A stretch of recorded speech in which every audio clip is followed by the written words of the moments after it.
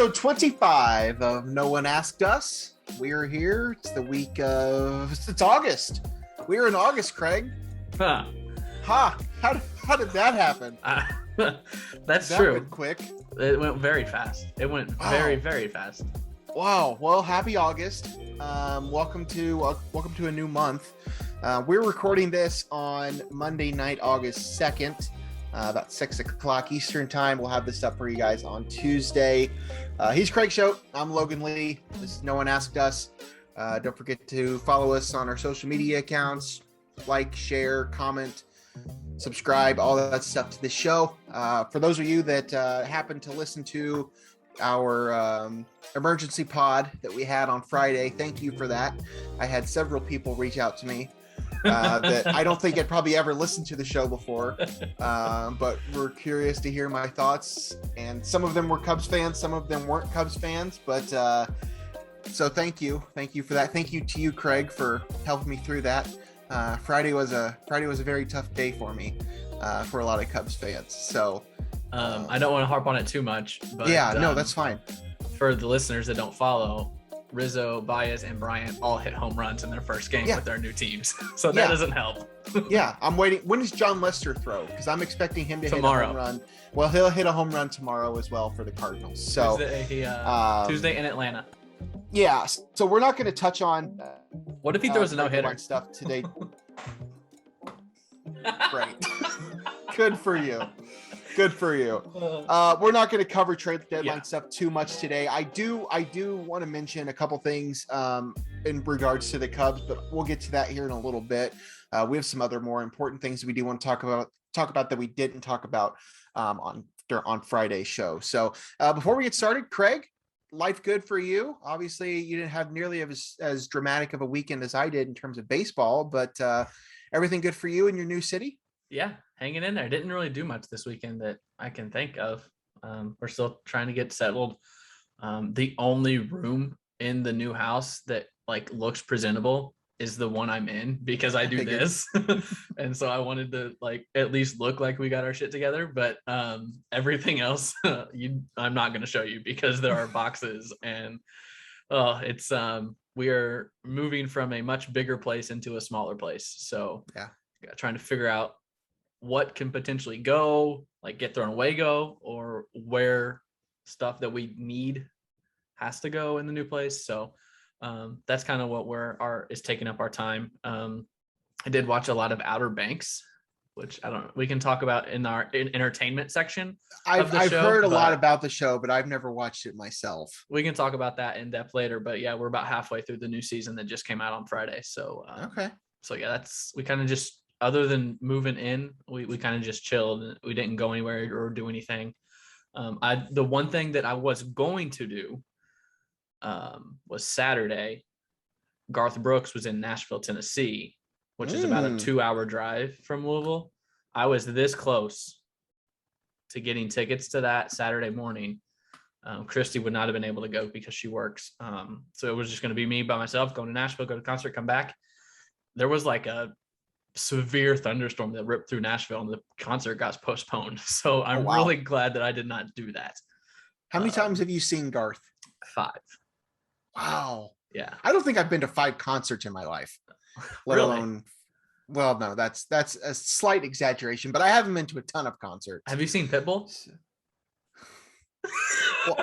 Why would you bring that up? God, I hate that man. Oh my God. Yeah, Craig, I have. That's a story for another time. He didn't show up the second time. Oh my God, what a miserable human being. But yeah, that's great. I was going to ask you, not that this is really important for the show, but I know Louisville's not a huge city, but are you close to downtown, or are you on the outskirts? Or I would say where we're at is a suburb, but that's coming from a guy that came from a town of 3,000. I'm not sure what my Chicago girlfriend thinks. I would say we're in a suburb. It takes us probably. Louisville itself probably feels like a suburb to her. Yeah, that's true. Yeah. We went to the Bats game. I think it took us the GPS said 18 minutes to get to the stadium, which is on the river. downtown. So we're not in the city, but we're really close. We're right next to the interstate, so it doesn't take long to get anywhere. And I have one final thing in regards to your city. At some point, will we have a Louisville bat made for No One Ask Us? Oh, that I will could sit actually. that will sit behind you somewhere? That'd be great. You should. That one right there, that bat, Yeah. is a Louisville Slugger bat that I got from the factory 4 or 5 years ago when I came here. Okay. I had to have make one sure that it was noticeable, but yeah. I have one somewhere, but I don't think it made the trip here with me. I do have a Louisville Slugger bat that was presented to me when the South Bend Cubs won something. I don't know. Yeah. But it has my name on it. But that's Yeah. besides the point. So anyway, enough about your life. It's not that exciting. No one cares. I didn't really do anything this weekend. We're doing some projects around our house. So our house is also kind of a mess, although we didn't move. Yeah. Yeah, my room looks somewhat presentable behind me, but if you look below this screen, it's really not bad. Okay, let's talk about some stuff, Craig. So last week, prior to all the drama, or most of the drama at least, around Major League Baseball, last Thursday night was the NBA draft. And normally I'm somebody that casually watches the NBA draft. Less and less anymore as I fall less and less out of love with the NBA, but I always keep an eye on it. Going into this draft, we kind of knew the top pick was going to be Cade Cunningham. We kind of knew that the next three was going to be some order of, Suggs, Green, and Mobley. I mean, that stuff was kind of obvious, but there was definitely some interest on our end for Ayo Dosunmu, who, as I'm sure all of our listeners know, finished his third season at the U of I this year and declared for the draft. And he was, as we talked about last week, was projected to potentially be a late first round pick, maybe as high as like 2021, could fall as low as 40-ish. Didn't really think that was realistic. But Thursday gets here and I'm sitting at home, late on a Thursday night. Allison's already ready to go to bed. And she looks over to me. She's watching something on TV. I'm watching the draft on my iPad. She's like, "Are you ready? Are you going to go to bed?" I said, I kind of just want to see what happens here. This was like late first round. Mm-hmm. And I told her, I said, "I want to see where he gets drafted." She's like, "All right." And I just kept waiting and waiting and waiting. And he fell a little further than I thought he would. Yeah. But the good news, though, for Ayo and for Illinois fans and for fans of his is that he did fall to the Chicago Bulls. So if you're going to fall that far, it's probably a good thing that you fall to your hometown team. Is that kind of your take on the situation as well? Exactly. I mean, I figured if there was one team that he could pick to play for, it would be the Bulls. Yeah. I mean, I don't want to put words in his mouth, but I think it's almost better that, or I think he's probably happier that he got drafted 38th because it's the Bulls than if he would have went 22 to the Lakers, who actually traded the pick to the Wizards or something like that. So I think he's probably a happier human now being drafted 38th than if he would have went 27. Yeah. And don't get me wrong. I mean, there's obviously a lot of perks to being drafted in the first round. Yeah. More money's involved, guaranteed contracts, all that stuff. But, being from Chicago, that's just huge.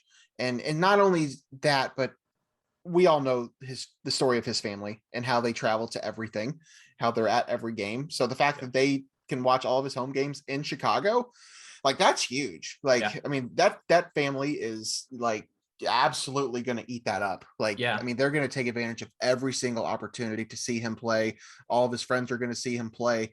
There was a chance we can go see him play. Hopefully we can go see him play. That's a good point.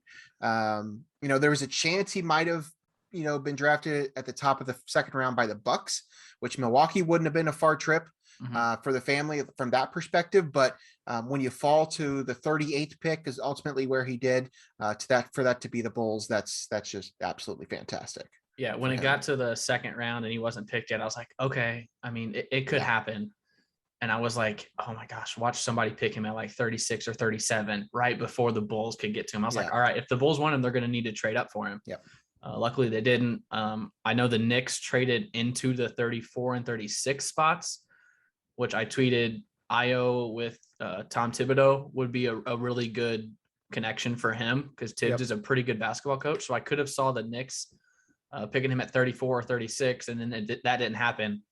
And as with any draft night, Shams and Woj were both tweeting out the picks before they happened. So I saw on Twitter before it was announced, and they didn't even show the deputy commissioner announcing Ayo. They just showed it on the screen.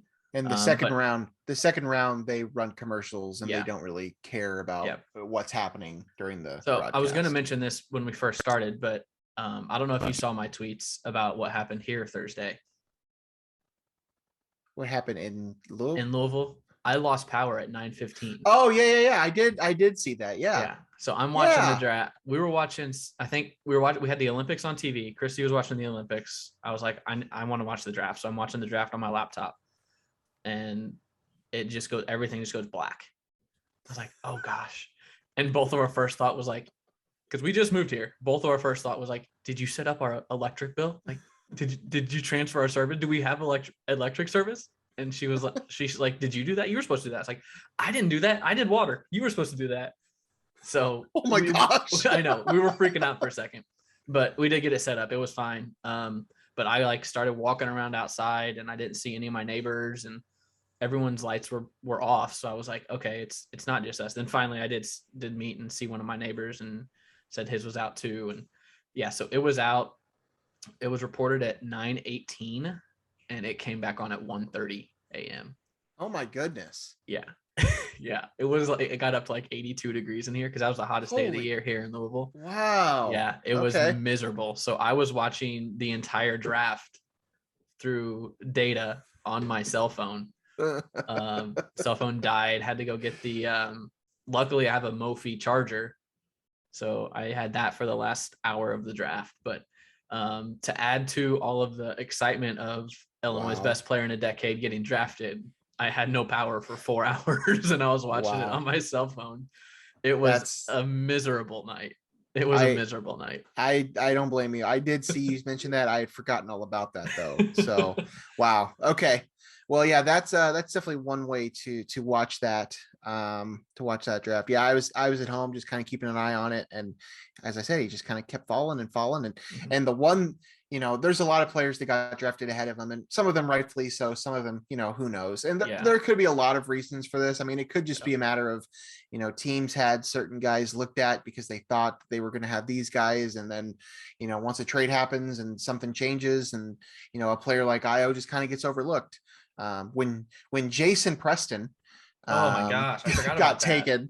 Jason Preston from Ohio, the one who scorched Illinois at the beginning of the season and almost beat Illinois. He got taken at pick 33 by the Magic, a few picks ahead of Ayo. So that one kind of caught me off guard. But either way, I'm glad for Ayo. I'm glad he was able to get drafted by the Bulls. That was the Bulls' only pick of the night. Yeah. They lost their other picks via trades and whatnot. So that was their only pick. But they seem to be pretty happy with it. I mean, that's a marketing opportunity for them too. I mean, that's the first. I think that I saw that's the first Chicago kid the Bulls have drafted since Derrick Rose. I think. So, I mean, listen, he's a second round pick. There's a lot of things that are uncertain about that.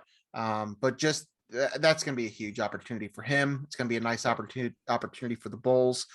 He's not a player they're going to build around necessarily, but I can see him definitely factoring into their rotation and what they do.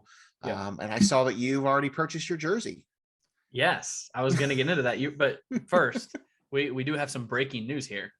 Oh, I'm not even looking at Twitter. You're just talking about the Bulls and not building around. The Bulls have signed Lonzo Ball to a 4-year, $85 million contract. It was a sign and trade. So what's going on with DeMar DeRozan? I saw his name flying around too. Oh, I don't know. I haven't seen that. I just got a notification to my phone. I just see it. I just saw Lonzo it too. Ball. So another guard in Chicago. Take a little pressure off of Ayo. Which this move by the Bulls has been talked about for a long time. These two parties have been tied in the rumor mill for a while. But yes, I have purchased my Dosunmu jersey. They have them on the Bulls store.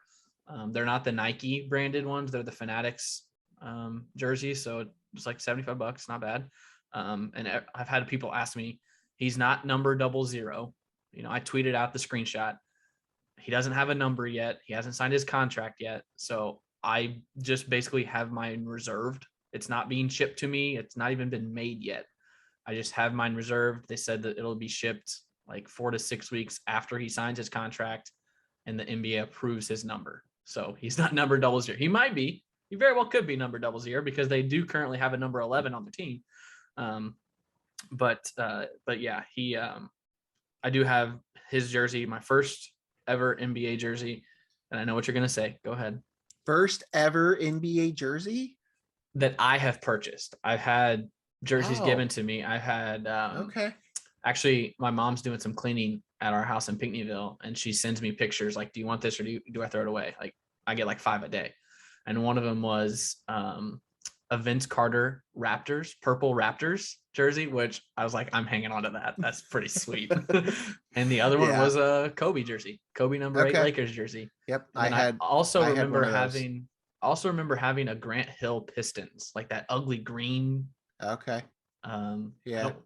I also, when I was very, very young, my first team was the Magic, and I had a Shaq Orlando Magic jersey. Those are the only ones I remember. But this is the first one that I have purchased. You bought yourself. That makes sense. Yeah. So I not a Suns jersey. That's what I knew you were going to say. And I will tell you not a Devin Booker jersey, or I was actually DeAndre Ayton, Chris Paul. Where are you going? During the season, like late in the year, I was this close to buying a Torrey Craig Suns jersey. I mean, because that fits. Sure. If he gets traded, I mean, he's not very good anyway. I mean, he's okay. He's a good role player. But if he's not on the Suns, I still have use of it because it's my name. So I was close. I did look him up and price them, but that's true.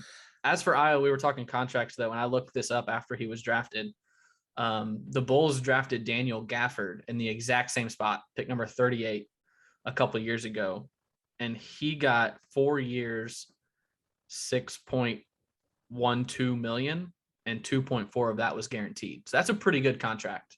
Yeah. For a 38 overall. I've seen a couple that barely make $1 million a year. So, I think Ayo could very well get more than that. But that's just kind of some reference that I tweeted out the other day. So, but yeah, it was fun. It was exciting to see him. I know you were talking about his family earlier. A huge media contingent at his watch party on Thursday night, and they talked to Ayo's mom after. And she was like, yeah, I was looking at like work from home opportunities. I was talking to my job about, what I'm going to have to do. Cause like, what if he goes to Denver? And she's like, I'm so happy that I can keep my job and I can watch him 41 times a year. And like, she was talking about like giving up her job or switching her career and all that. So she could go and basically move to wherever Ayo got drafted. And now she doesn't have to do that. So it's just so awesome. It was so perfect. As much as I think everyone would have liked Ayo to be a first round pick, just because Illinois hasn't had a first round pick since Myers in 2012, I think. It was 12 or 13. But the fact that he's staying in state, I mean, Chicago, Morgan Park to Illinois to Chicago. I mean, he's not leaving the state borders, which is huge for the state and Illinois and everyone involved. So it was I think overall it was a win for the program and for Ayo. Chance the Rapper was also at the draft party. Yes. Which was weird. I didn't get an invitation, but Chancellor Bennett did. That's fine. Oh, is that his name? I don't even know his real name. I did see too. Someone asked about that, and I think he said that Chance reached out to him after one of his games this past year and said, how much he respects what he does and how he represents Chicago. And so Ayo reached out to him leading up to the draft night and asked him to come, and Chance showed up, which that's awesome, man. That's so cool. That's so cool. No, it's really Chance cool. is one of my favorite performers. It's really favorite cool. Artists. But yeah, so that's the Ayo situation. Ayo's going to be a Bull, so that's awesome. Georgie signed to play summer league with Denver. Is that right? Yes. Is that what it was? Yes. So that's the thing that happened as well. I don't want to get too much into NBA free agency because we're definitely going to date ourselves because it's just now getting started. There's And by the deals time this show flying. goes up, there's going to be hundreds of deals. But as of right now, Lonzo Ball, as you mentioned, is a Bull. So that'll be a definite addition to that backcourt. So the Bulls will be fun to watch this year. But who knows what else will happen between now and the time the show goes up. So yeah. The Bulls are sending Tomas Satoransky and Garrett Temple and a second-round pick for Lonzo Ball. There you go. Just for those Bulls fans that are listening. So that will that'll be great. Looking forward to. I might actually care about some NBA basketball for a while. I was going to mention my last NBA jersey was Deron Williams. Oh yeah, I had a Deron Williams Jazz jersey. In fact, I think there's a photo on the internet somewhere you can find of my dad and my brothers and I doing a photo shoot for, I believe, for my mom for like Mother's Day or something, and we're all wearing different jerseys. And my dad's wearing like a Jerry Rice jersey, and Cameron's wearing an Eddie George, and Parker's wearing, I don't know, maybe Devin Hester, and I'm wearing my Deron Williams jersey. You're the only one that went basketball? Yeah. At the time, I don't think I had anything other than basketball. Deron was probably the only jersey I really had at the time. I had a Kobe jersey when I was younger, but I haven't had an NBA jersey in several years. So, okay, moving on. Illinois football training camp has started at the college level and at the NFL level, but we're going to primarily focus on Illini training camp. Thanks to your sudden relocation, I guess you're not going to be covering training camp for the podcast. No. So we're going to have to get all of our information from afar. So what's going on? What's going on with the Illini? Have you heard anything positive? I mean, I hear a lot of positive stuff, especially about Bielema and what he's doing. I've covered training camp for the last, I guess I didn't cover it last year. I don't know that anyone covered it last year, but starting in 2015, I covered it last year. Right. Exactly. So it's different for me not being there, but it's different for everybody because Bielema's closing it down. 2015, 16, 17, 18, 19. So 5 years I covered it.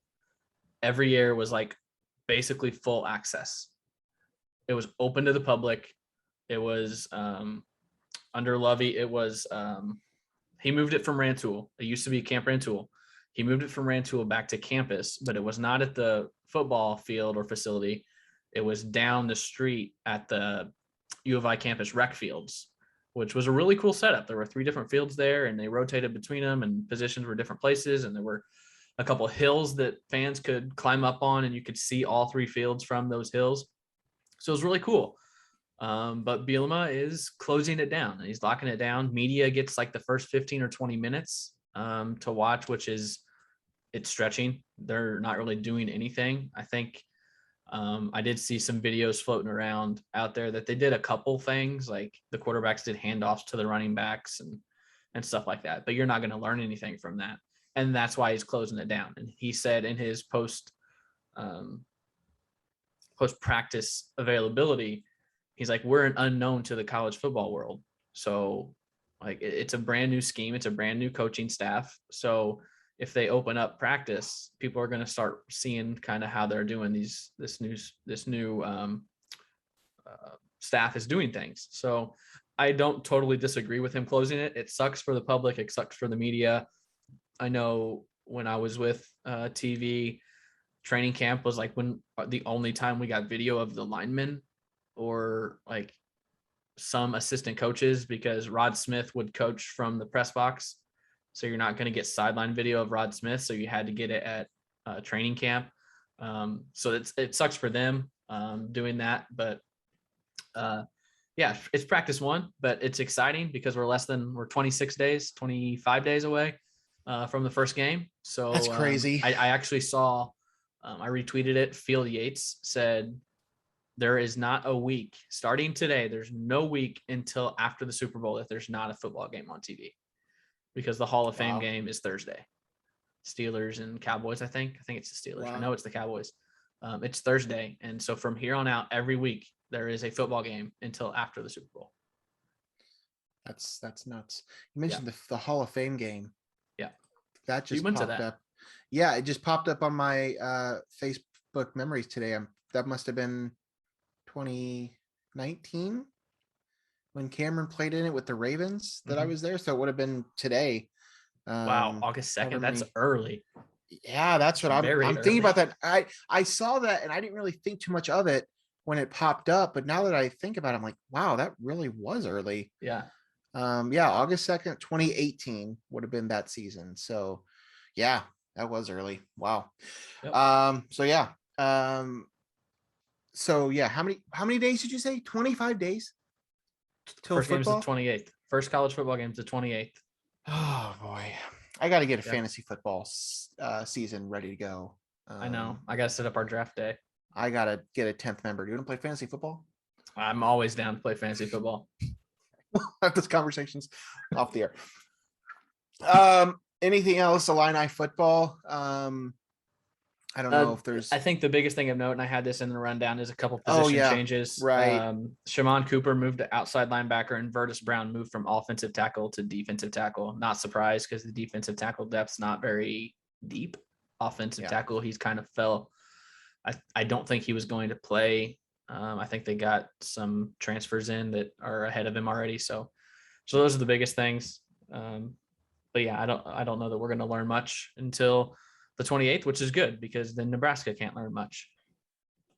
I'm that's yeah, Yeah, not that's much to fair. say. I'm just excited that it's Yeah, happening and we're a little more than 3 weeks away. So and you will be there. yeah, yep. August 28th, I'll be there. I think it's like section 203 or something like that. East balcony, Tell third row. everybody where you're going to be so they can go find you, Yeah, East and you can balcony. I sign. You think can third sign row. autographs. I've signed autographs before. Oh, really? Yeah, I'm sure you have. it was. You I didn't feel like they were deserved. I never. no, No one wants no. my autograph, but they just saw the news car and it was like Oh, 5-year-olds. They were like kids, 5-year-old kids. It was fun. you're a celebrity. You are no longer a celebrity though. You still No. have that damn blue check mark.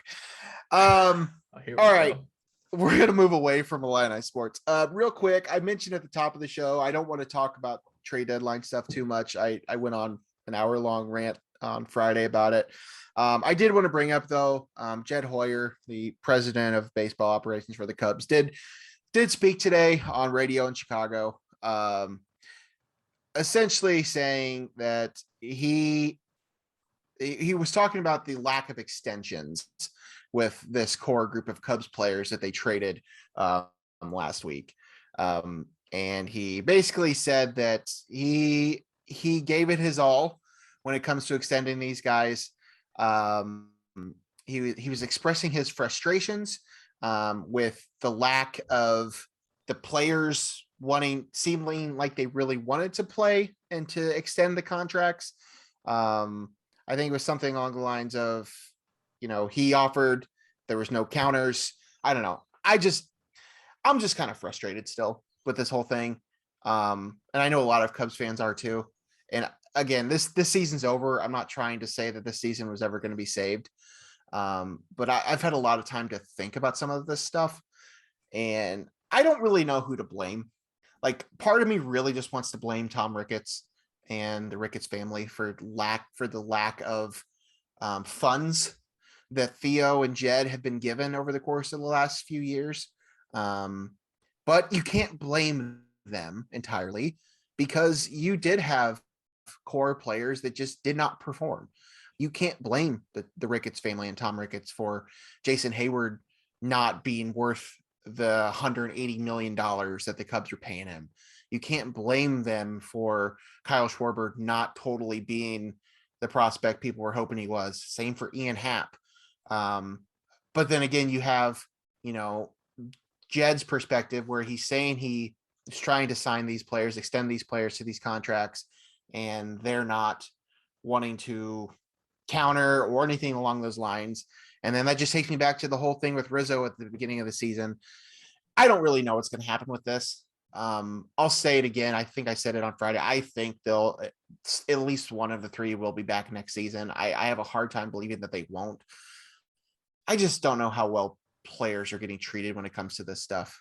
And it kind of worries me a little bit because if this really turns out to be an ordeal then why would anybody want to sign with the Cubs if they're not being treated well from the GM perspective with, contracts and amount of money? And I don't know. I don't want to dive into it too much, but it does worry me a little bit. I really hope they extend Wilson Contreras just to help a little bit, just to maybe take some of the anger out of the fan base.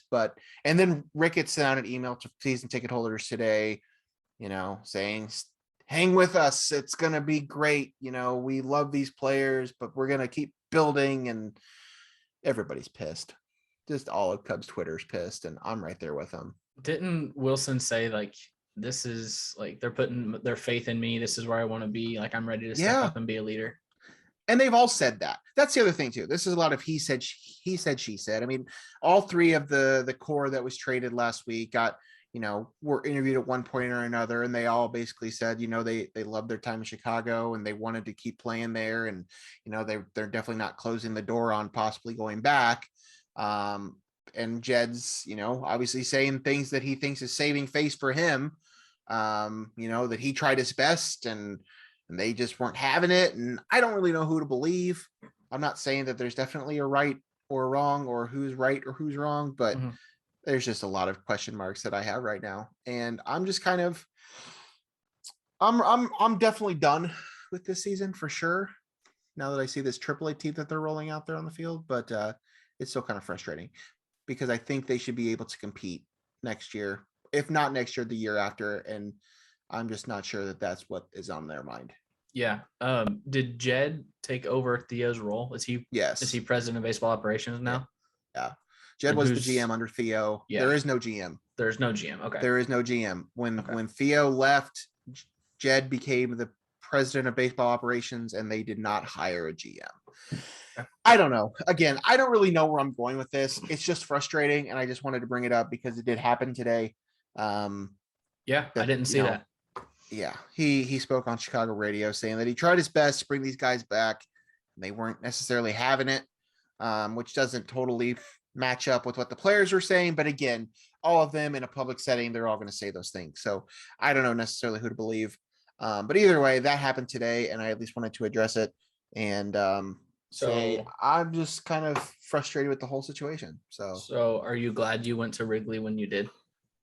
Yeah, I am glad. I was there on Wednesday night, Wednesday before the trade deadline.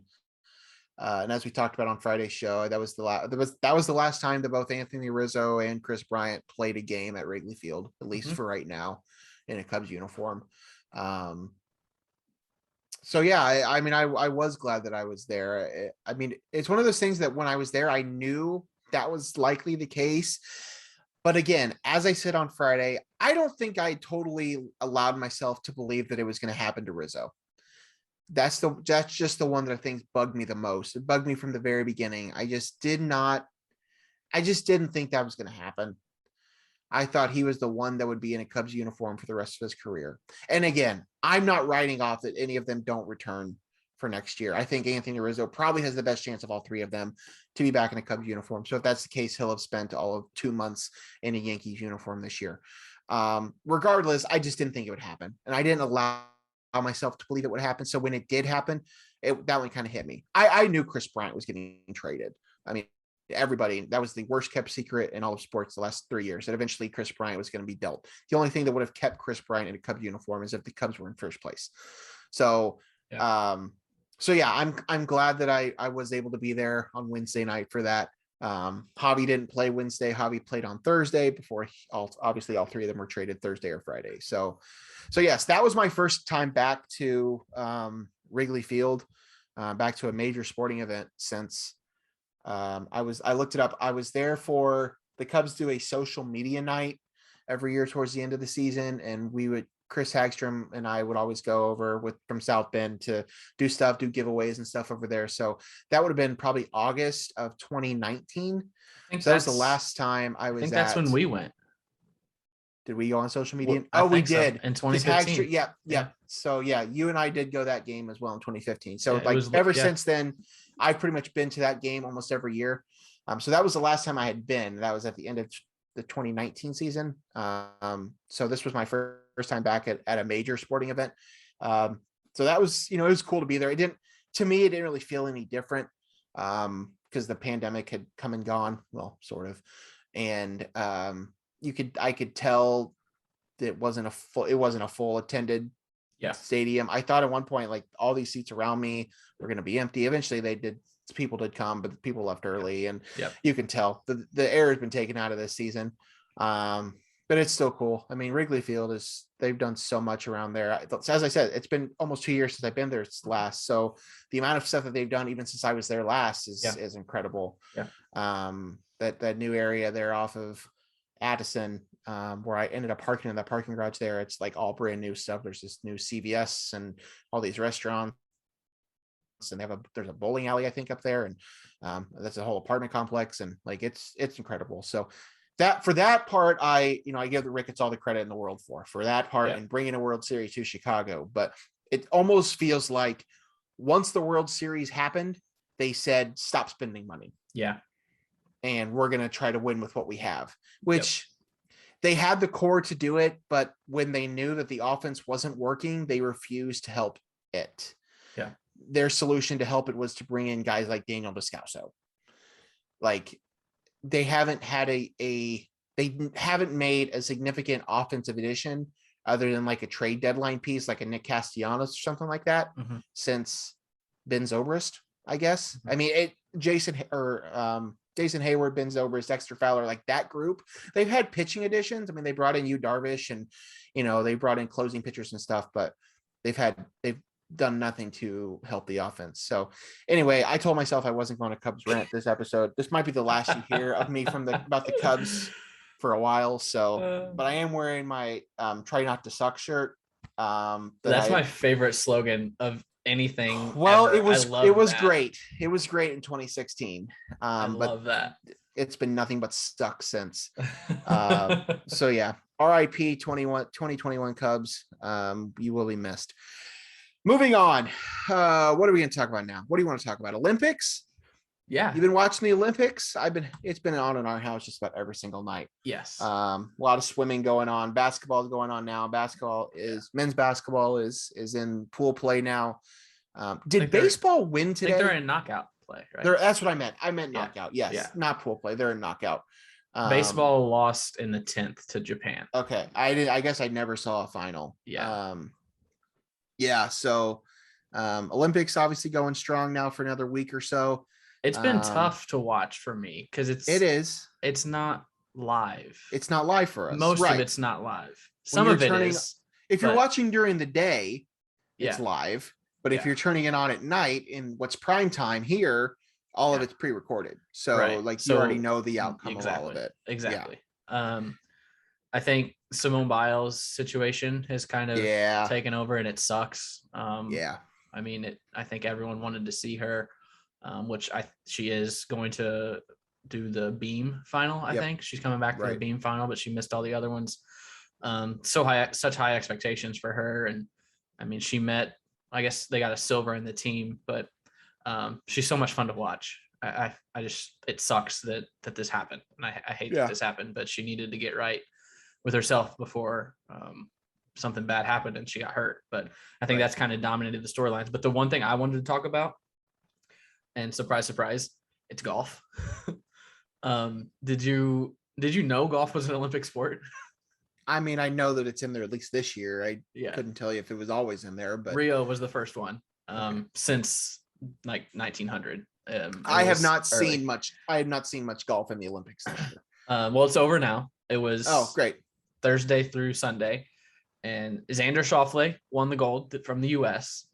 But the best part of that, and I think it might be the best story of the Olympics. His dad is his swing coach, Stefan. Stefan Schauffele. His dad was an Olympic hopeful back in his day in the decathlon, but got hit by a car on his way to his training. What? He was in a car. It was a car accident. Like, he wasn't like running and got hit, but he was in a car accident on his way to training And the article just says caused a multitude of injuries, including the loss of sight in his left eye. And like his Olympic dream was done. And it says that he turned to alcohol to cope with the pain. So Wow. went to a very dark place, I guess. And now he's back and he's fine. And he's Xander's his swing coach. And he was there with him because he's his coach. His mom could not go because there were no fans, but because his dad was his coach, he was able to go and be with him when it happened. And he won the gold, something that his dad wasn't ever able to do because that was taken away from him. But yeah, he won by 1 stroke over Rory Sabatini. And then for the bronze, it was a 7-way playoff. 7 players tied for third. So they had to play 3 extra holes. I think 2 were still tied, so they went to a 4th. Colin Morikawa, the American who just won the British Open, was one of the final 2 left in that playoff, but he got beat by CT Pan. But yeah, 7. Rory was in that 7 group. Hideki Matsuyama was in that 7-way tie, which would have been cool for Hideki from Japan to win a medal in Japan. And then he won the Masters earlier. But yeah, I just wanted to get that Xander story in there because I think that might be the coolest thing from the Olympics. And I feel like not many people are talking about it. Yeah. You're dropping knowledge on me. I definitely didn't see anything about that. So yeah, I thought it was really cool. That is really cool. There were 2 Illini that we mentioned a couple of weeks ago that were in the field. They did okay. I didn't see final standings, but I think Peters might have been like tied for 24, like in the 20s, and Dietrich in the 30s. I think there's 60 golfers there. So they did okay. Peters was in second after the first round. But like I was just saying, they teed off at 6:30 p.m. here. Yeah. So the leaders on Sunday teed off at 10 p.m. here. So they were finishing at 4:00 in the morning. It just so happened that I woke up about 4:00 on Sunday morning and rolled over and I saw the time and I got the notification on my phone that there was a 7-way playoff. So I did turn it on and I watched the playoff and then I went right back to sleep. But I watched most of it on Thursday, but then I was like, I can't stay up and watch this. So I wasn't able to watch a lot of it, but I kept up with it every night. But I just wanted to get the Schauffele story in there. Yeah, that's cool. No, I didn't know anything about that. Yeah. Former Saluki, Raven Saunders. She was at Southern for a year. Got silver in the shot put. Yeah, I saw her name and I was like, that name looks. I know that name, and so I looked her up and I found out that she was there for a year. Followed. And she left to go to Ole Miss with Connie and John. Connie Price Smith and John Smith. When they left Southern to go to Ole Miss, she ended up going with them. So they took Southern They took like 5 or 6 Salukis with him down there. Yeah, really good Southern ones. was a dominant track program when they were there, especially in the throws.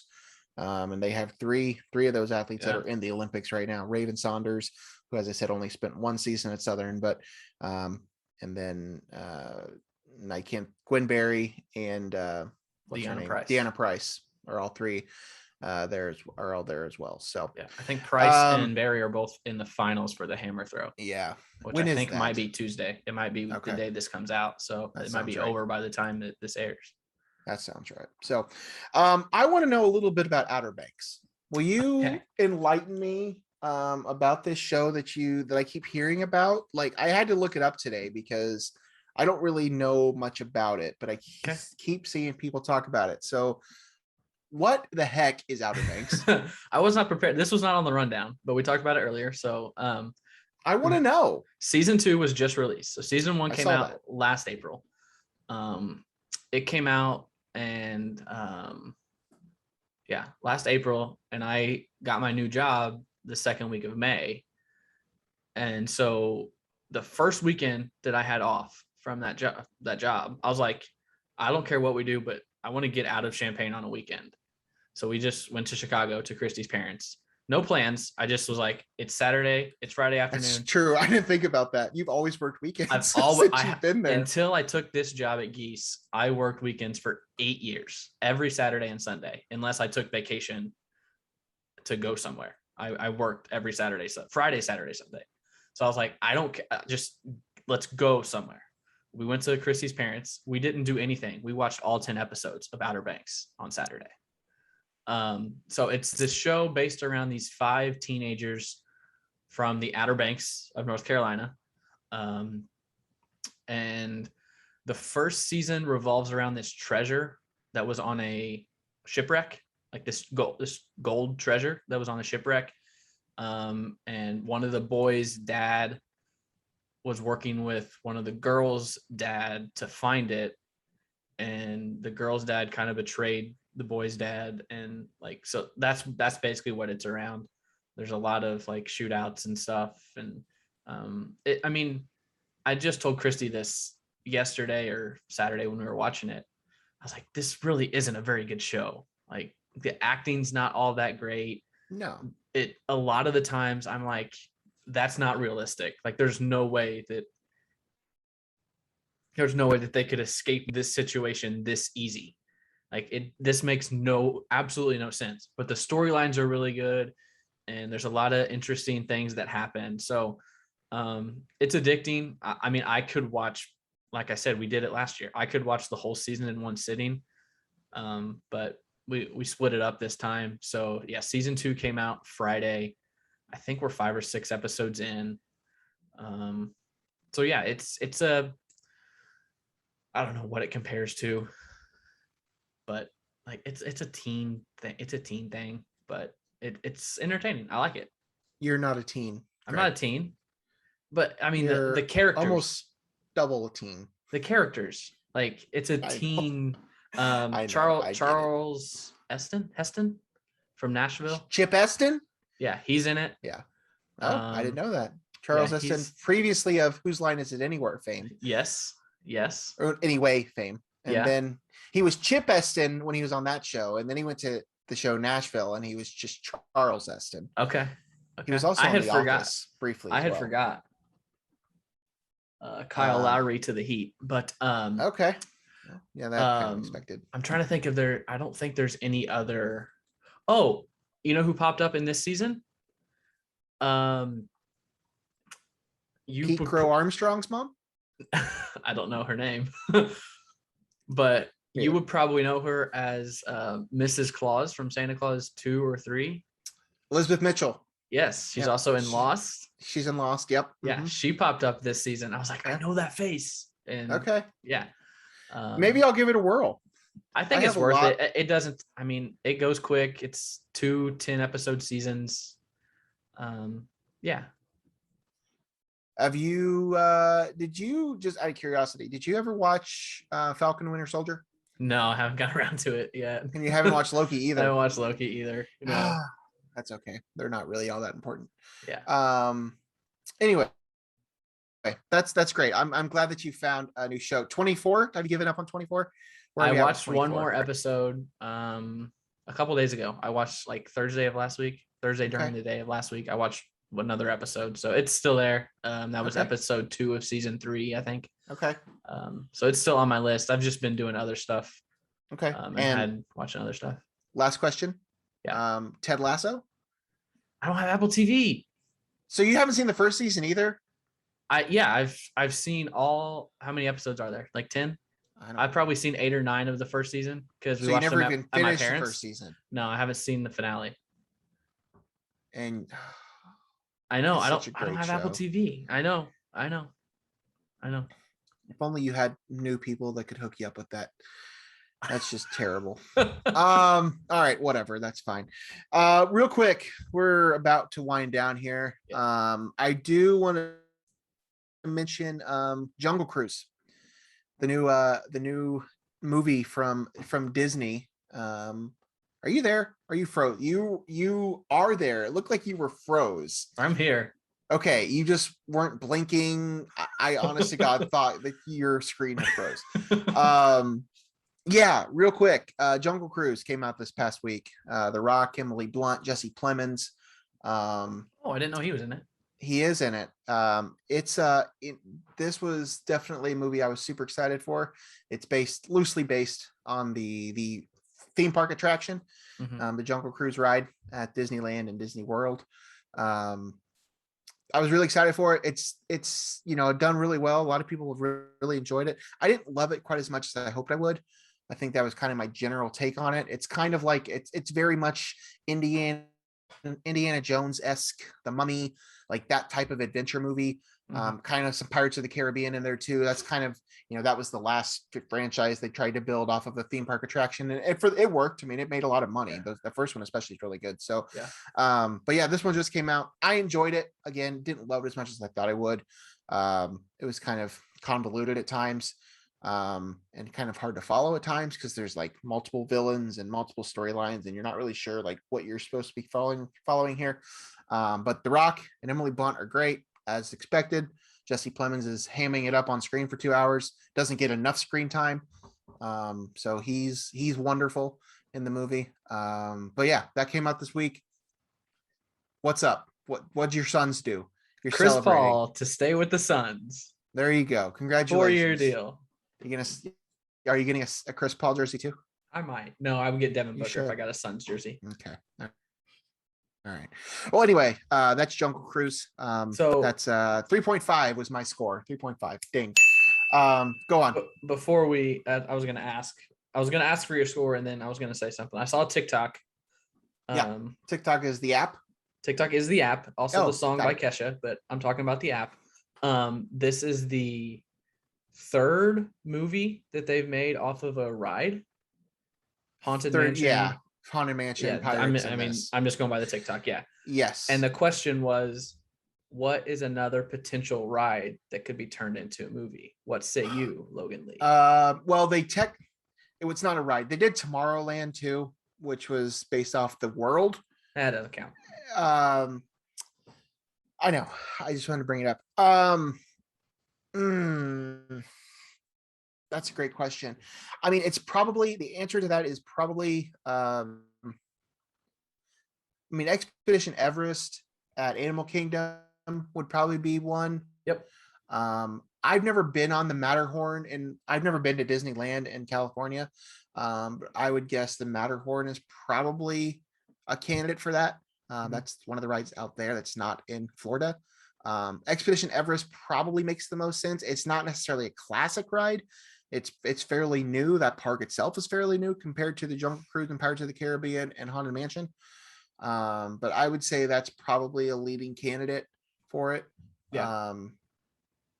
That's what the TikTok said, that like have it around the Yeti that's on the ride. That would make the most sense. They said they actually said It's a Small World. I don't know how they would turn that into a movie. You could do something with it. Yeah, you could do something. There was one more that they said that I don't remember what it was, but I just thought I'd throw that to you because I just saw that the other day. Big Thunder Mountain. That's what probably. It was. Yeah, that's the other classic one. The other classic attraction is Splash Mountain, but that has its own issue with it. It's already based off a property that Disney has eliminated. So, but yeah, I would say probably Expedition Everest, at least from a Disney World perspective. That's probably would make the most sense. So, enjoyable movie. I recommend it, especially families will love it. What did you score it? 3.5? 3.5. Yeah. Okay. It's fine. Again, I know some people that really loved it. I wasn't quite there with it, but I still enjoyed it. Can I ask you one more thing before we move on from movies? Absolutely. Can you quickly, and I know I texted you this, but I just want to get it on the show. Can you quickly recap what's going on with Scarlett Johansson? And this is a thing. Is it possible for you to do this quickly? Yeah, sure. Okay. Basically, Disney had a contract.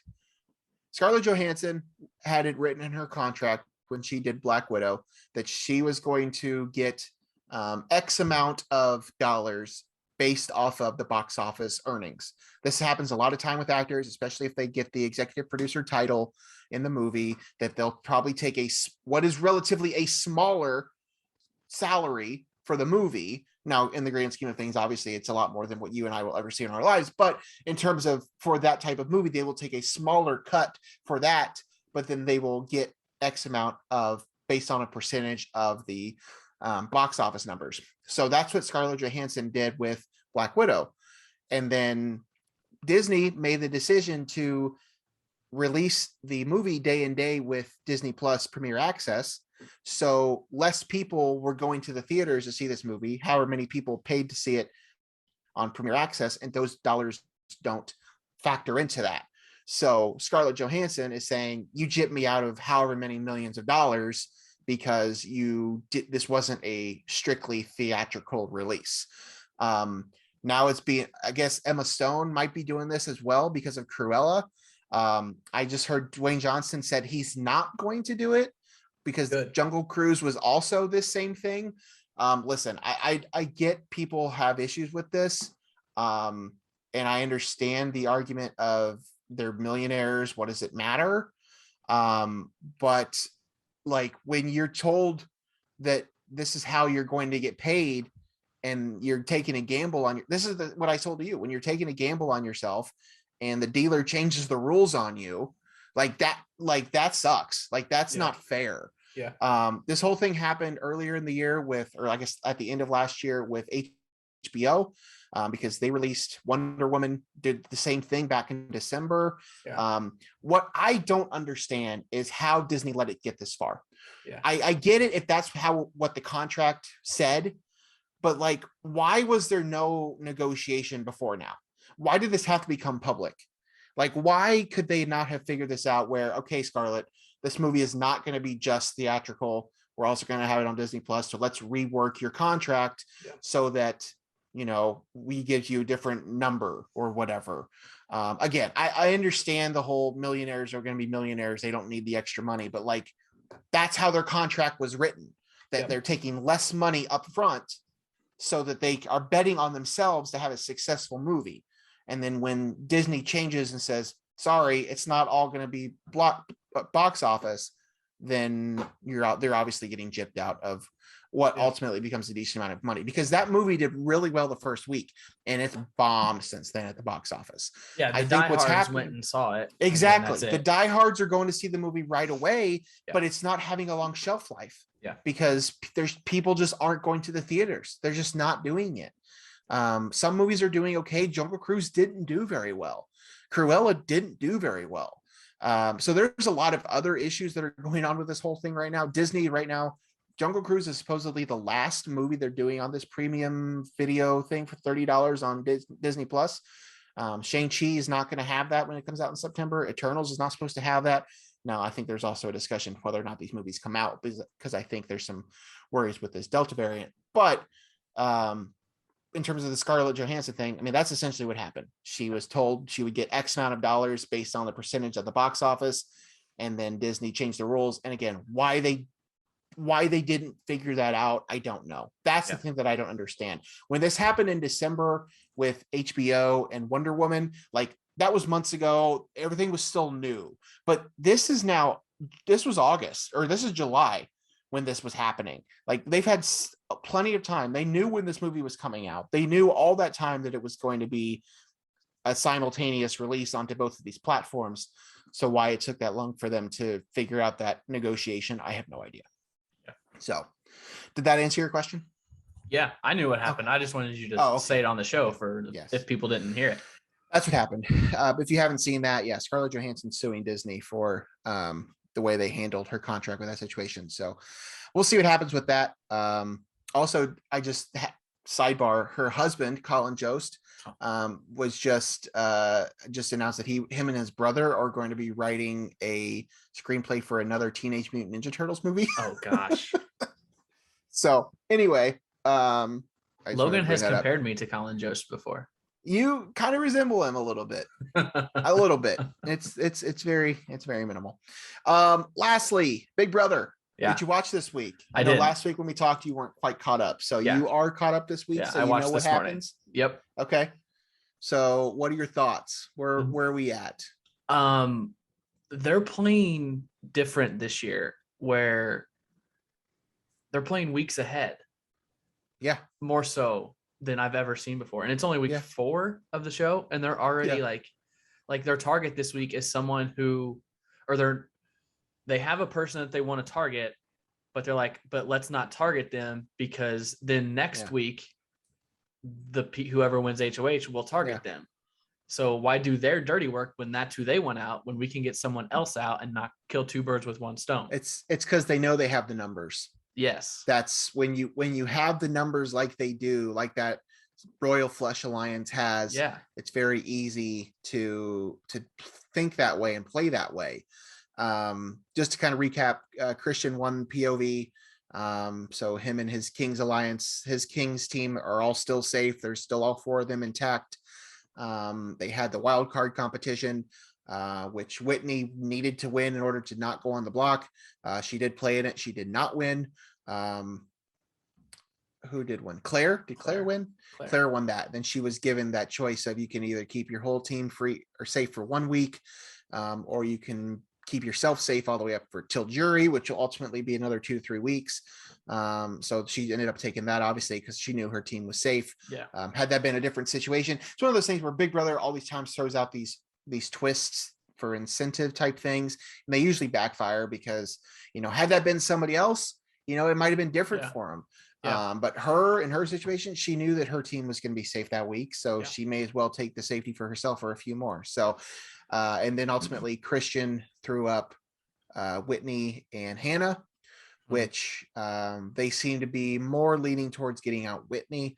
But there are some arguments, and I think it was Sarah Beth that made a really good argument about Hannah. I mean, Hannah's really smart. Yeah, she is. Hannah's playing the game really well. Yes. And if you're not careful, she's somebody that could really do some damage in that house. So I thought I don't really know why they're so adamant about getting Whitney out. I thought they were wanting Hannah out this week because Whitney's who the other group wants out next week. Well, it's been both. They were going back and forth on. I don't know where they stand right now.